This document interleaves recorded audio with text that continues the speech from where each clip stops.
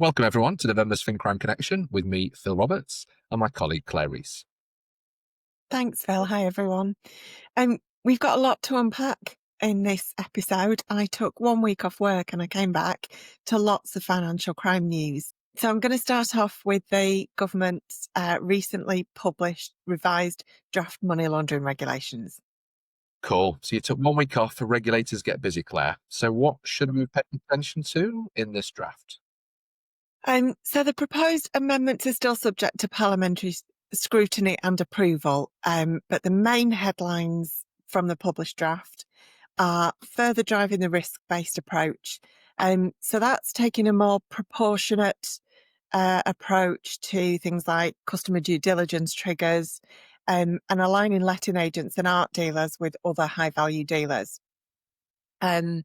In bank insolvency situations, customers may be onboarded by a takeover firm and ID verified post-account transfer, subject to safeguards such as notifying the FCA.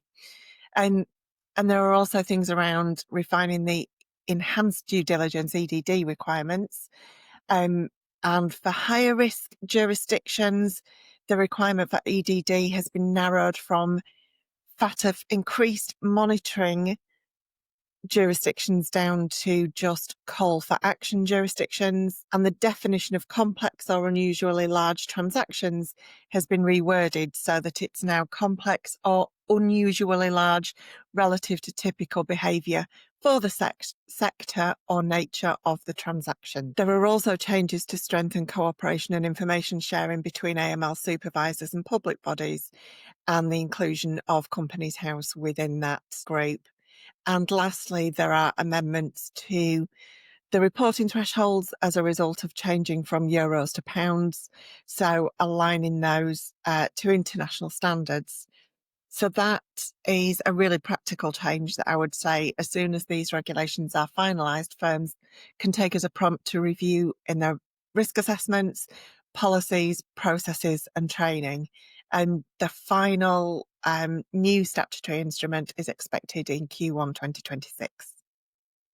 Wow, so some big changes coming there, especially around EDD and the way firms will need to review their frameworks ahead of that landing in early 2026.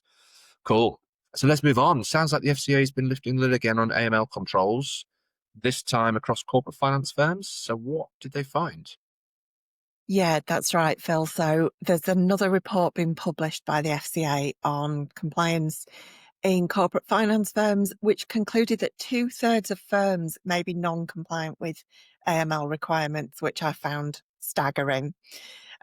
Areas identified for improvement in the report: 10% of firms stated they didn't retain evidence of customer due diligence, and almost 30% of principal firms said they did not complete risk assessments for their appointed representatives, and 6% of principal firms said they did not monitor AR's compliance with financial crime regulations when doing on-site visits and audits.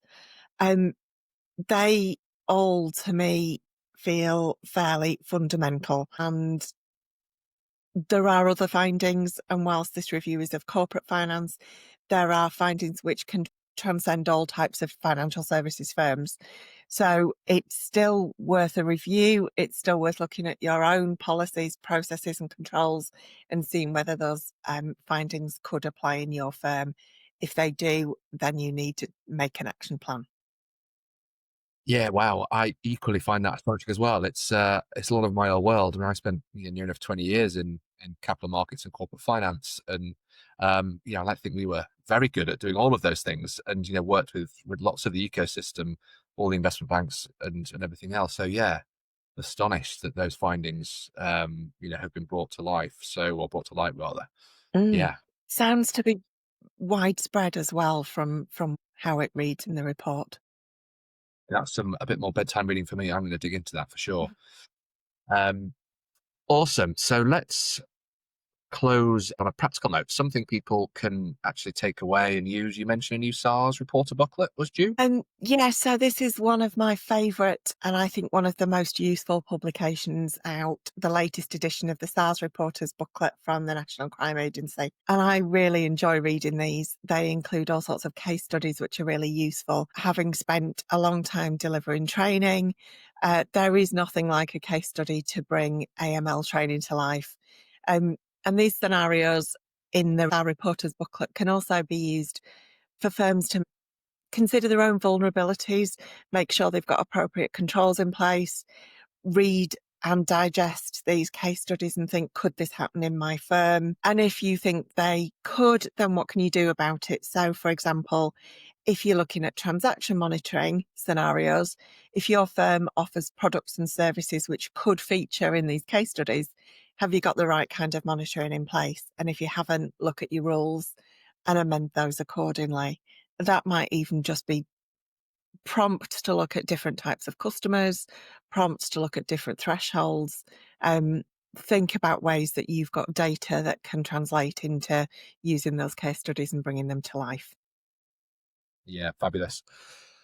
Awesome. Well, lastly, I guess we can't fail to mention that this week is Fraud Awareness Week. So that will mean there'll be loads going on around consumer awareness, and we'll have lots to reflect on for our Christmas themed, perhaps, FinCrime Connection in December. Ho, ho, ho. Indeed. Great. Let's wrap up for this month. You can find links to everything we've talked about today in the blog that accompanies this episode. And as always, we'd love to hear from you. In fact, if you have any questions, thoughts, or feedback. Thanks very much. See you next time.